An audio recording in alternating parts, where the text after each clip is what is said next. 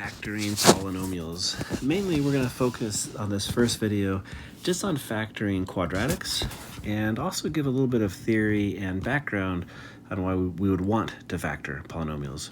So first of all, factoring. Let's say we start with some number like 8 or 24 or 60. These numbers have factors. In fact, every number that's not a prime can be broken down into its prime factors. So 8 is 2 times 2 times 2.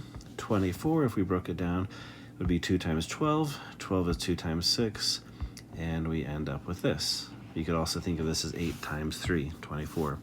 60 is 6 times 10, and 6 is 3 times 2, and 10 is 2 times 5. So that is the prime factorization of 60, prime factorization of 24, and prime factorization of 8. So every number has factors, except for numbers like 7, which can't factor. Those guys are called prime. Now, it turns out that every polynomial can be factored. What I mean is you have something like this, x squared plus 6x plus 8.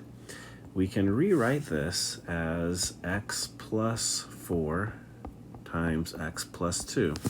So just like 10 is the same thing as 5 times 2, we can say that that is the product of two different factors. Now, because it's the product of two different factors, you can do 10 divided by 5, and that's going to give you 2. And you can also divide this by one of its factors, x plus 4, and that would give you x plus 2. So you can factor these guys, and you can divide them evenly by their factor. So a polynomial, in this case, our polynomial is this, can be divided evenly by one of its factors, x plus 4, into this. So you can treat polynomials just the same way that you treat numbers. So for example, if I have x squared plus 6x plus 9, I can write that as x plus 3, x plus 3. Another way of writing that is you could say x plus 3 squared. That's a perfect square, just like 36 is a perfect square because it's 6 times 6. So the cool thing about this is we can use everything we know about factoring numbers and apply it to polynomials to solve them.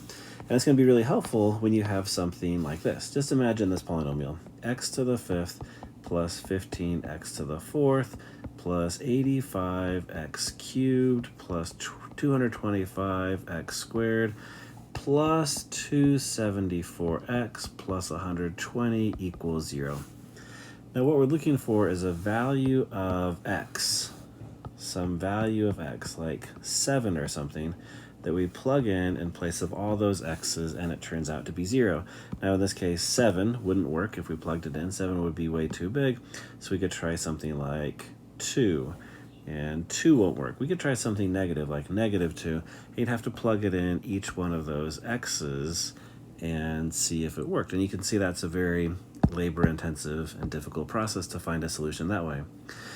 The cool thing about factoring, though, is we can turn something like this into this. This is the same thing as x plus 1 times x plus 2 times x plus 3 times x plus 4 times x plus 5.